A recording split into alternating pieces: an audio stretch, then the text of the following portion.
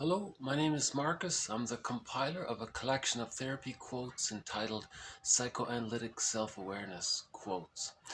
This is TQ 352 to 359. Therapy quote number 352. The more I heard of my mother's story, the more of a person she became. I think that's an important quote because sometimes we have misperceptions of our parents. Maybe we unconsciously idealize them too much, or maybe we unconsciously have negative thoughts about them. So to get to know the parents, know their story realistically, that they were people, humans, persons caught in their existential dilemma. So get to know their story. It helps make sense of ourselves because we were in relation with our parents, and we get to know ourselves in the process of getting to know the other. And that links to reparation of the other, leads to reparation of the self. And the more we humanize our parents, the more we become human. Similar kind of thing. Yeah. Okay, 353. Interpretation of resistance and defense precedes interpretation of content. Ego before id. So I like that little phrase, ego before id. So consciousness before unconscious. So the ego is your conscious, what you're aware of. The id is what you're not aware of, your unconscious. So in interpretation, one rule of thumb given in these quotes is first talk about what the person is aware of, and then link it to what they're not so aware of. So for example, the person is intellectualizing and rationalizing and making excuses. He's doing all of these things. He's aware of it because just prior to that, just prior to doing so, he was feeling something. He was feeling anxiety about something. Oh, I see. So first what you're aware of, and then what you maybe weren't aware of. Or, in a total interpretation, I think what they do is you talk about, you link what's the pattern in their life. So they're sort of aware of their pattern. That's their chief complaint in life. And then you link it to their childhood. So this thing you do in the present, such and such, just like in childhood when you learn this happened, oh, and then you link it again to the present. Just like in the here and now between the therapist and the client, this is happening. So the present, the past, and the present again, kind of thing. So, okay, 354. Why should we deprive our human offspring of their naturally long biological babyhood? It is the best guarantee of health and happiness in later life. So again, here's the idea that humans come out of the womb too early, and they need a naturally long babyhood period from birth to the age of 3. So just like the actual womb was critical, was necessary for the biological birth, an extended womb from birth to 6 months, called the stage of symbiosis or the stage of undifferentiation, it's like a psychic egg there, that's needed for the psychological birth to take place. But the psychological birth is a psychic process, and it lasts from the age of 6 months to 3 years. So there's quite a difference there. So the biological birth, it's physical, we see it, it happens in 1 minute. And then the psychological birth, you first have the womb, the extended womb from birth to 6 months. And then the birthing process for the psychological birth takes 2.5 years until the age of 3, right? And the good news is the mother just needs to be good enough. The positive memories outweigh the negative memories, and then the psychological birth can occur. Right? Yeah. Okay, 355. Ibsen knew a great deal about mental processes, and although this comes out in all his poems and plays, I think it is shown perhaps most clearly in Peer Gynt. In Peer, we watch the struggle of the puer to remain, quote, true to himself.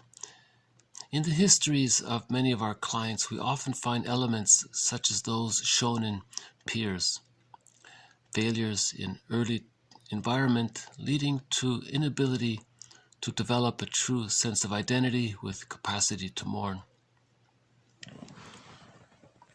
So there again, that's the quote before on 354, that naturally long period of babyhood. If something goes awry there, that can lead to a developmental trauma, an over-attachment to the rejecting aspect of the mother. Remember what Fairbairn said, the more rejecting the mother is, the more the baby needs the mother, the more the baby bonds to the mother. So now he's overly attached to the rejecting memories of the mother. And that's the story of Peer Gynt. And now he's trying to escape from his mother. He's running around doing all these things, but he's still psychically bonded internally to the rejecting memories of his mother. So he's not really free, but he thinks he's free. He says, I'm true to myself. I'm doing whatever I want. He's very selfish. He's a playboy and all this.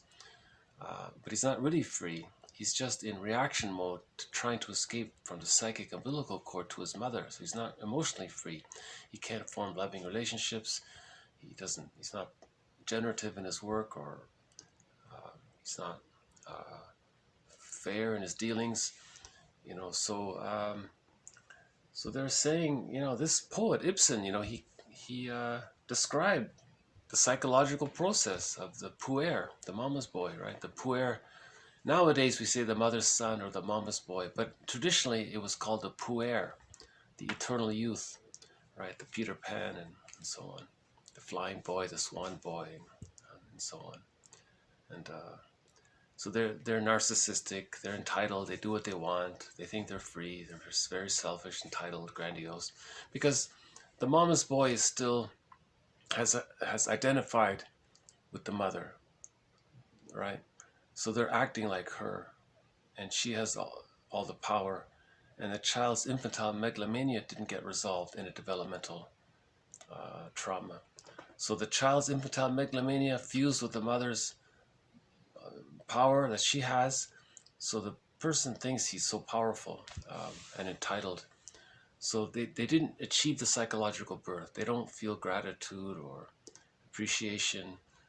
They don't feel appropriate guilt or appropriate regret, or they don't have that wide range of affect. They're not capable of genuine mutual relating. They're missing something. They're missing a holding introject. 356. A holding introject promotes in the self a feeling of being soothingly held. So with the secure attachment style from birth to the age of 3, theory is all of those when the positive memories outweigh the negative memories, the child can, all of those memories condense and coalesce to form a representation of the loving aspect of the mother, and that representation they call a holding interject. And that forms the ontological security for the person, the sense of basic trust within, and that allows him access to his real self and the capacities of the real self. You see, so you need the secure attachment to achieve the psychological birth. If you don't have the secure attachment, like Peer Gynt, then he's caught in that deep ambivalence with his mother. That's called splitting. So the ambivalence is called splitting. Splitting precludes mourning, and when someone doesn't mourn the losses, that can lead to complicated grief, aggravated grief, prolonged grief, grief gone awry, and melancholia, pathological nostalgia, and others. And someone said that resembles the symptoms of PTSD. Another said that led to him to becoming a curmudgeon, not an elder. Peer Gynt was certainly no elder. He was like the infant, right? Infantile megalomania his whole life, right? And,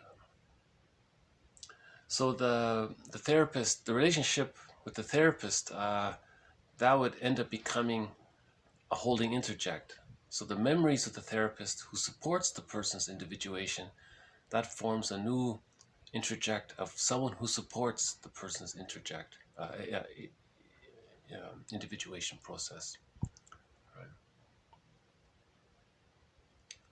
And that holding interject who supports the person's individuation process is linked to a representation of the self that's in the process of individuating.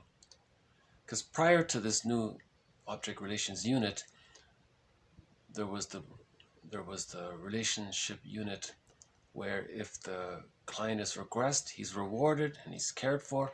If the client, as a child, wanted to become autonomous, he was punished and then he felt unloved.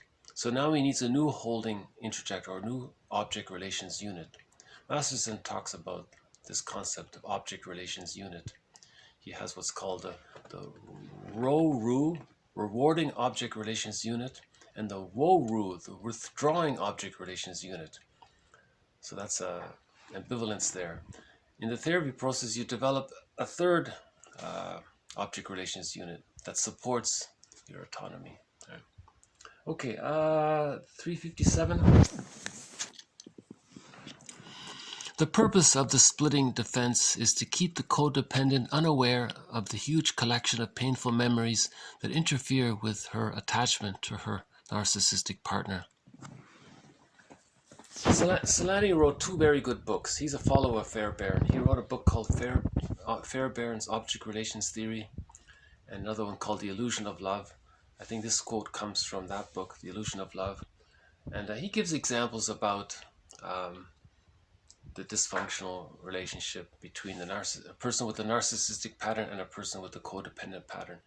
So the person with the codependent pattern is using splitting just like the baby had to use splitting to deny the frustrating memories of the mother. The codependent hasn't achieved a psychological birth, so they're connected to the person with a narcissistic pattern. And how did the codependent do it? Just like the baby did. They're denying the image.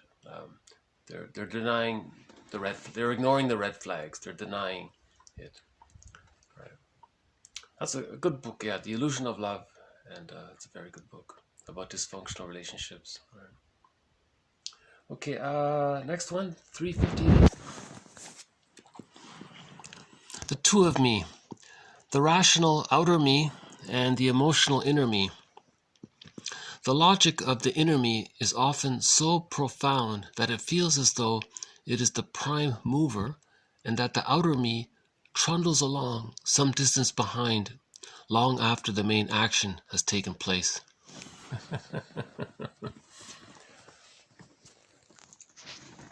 So the two of me. So Melanie Klein says we live in two worlds, the external world and the internal world. The internal world is the unconscious world. Karen Horney calls that the stranger within. Someone else called it the secret self. Another one said it's the inner child of the past. It's your unconscious. Robert Bly quotes Machado, who says that it's the one that walks with you, who doesn't look like you, but he's you. Right? Robert Bly is the metaphor of the bag. You know, we put our feeling self in the bag, and that's our unconscious. So there's two of us, right? And this quote says, it feels like the unconscious me is leading my life, and the rational conscious me is only figuring it out sometime later. He trundles along afterwards.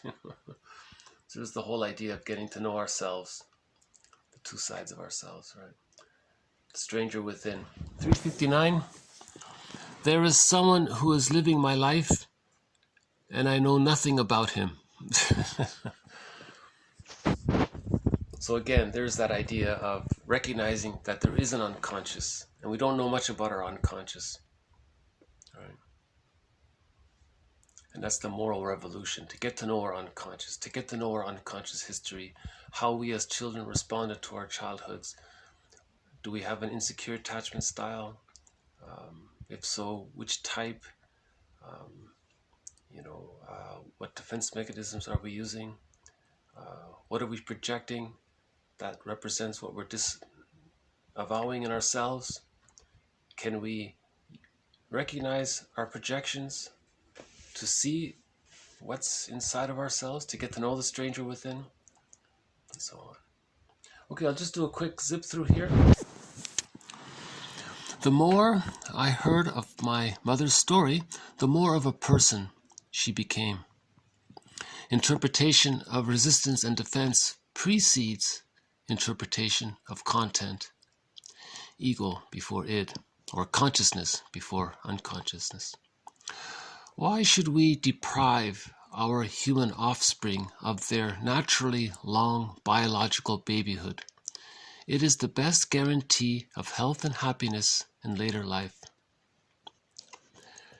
Ibsen knew a great deal about mental processes, and although this comes out in all his poems and plays, I think it is shown perhaps most clearly in Peer Gynt. In Peer, we watch the struggle of the puer to remain, quote, true to himself.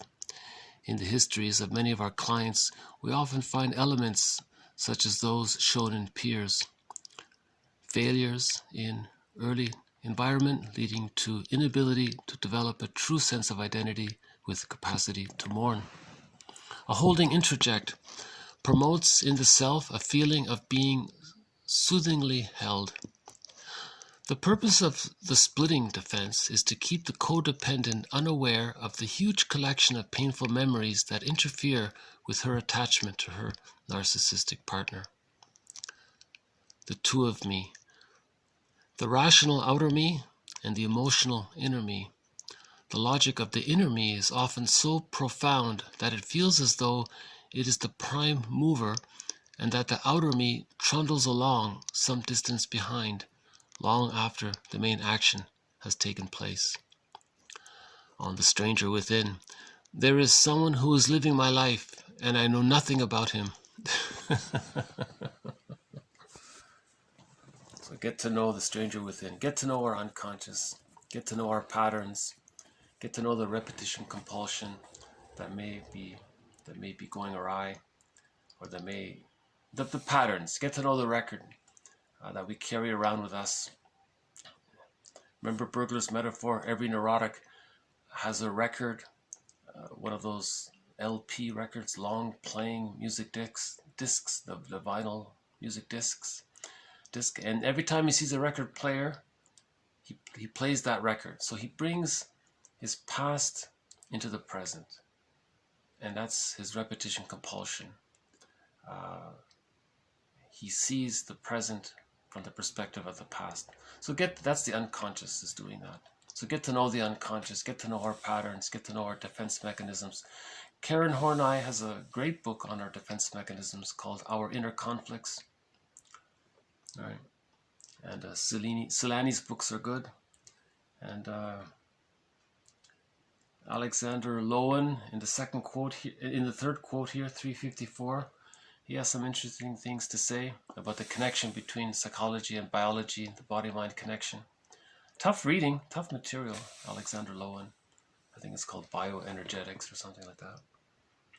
And yeah, Ibsen. Karen Horney talks about Peer Gynt. And there was reference made last week to Peer Gynt as well. And there's a wonderful animated film about Peer Gynt made in 1979.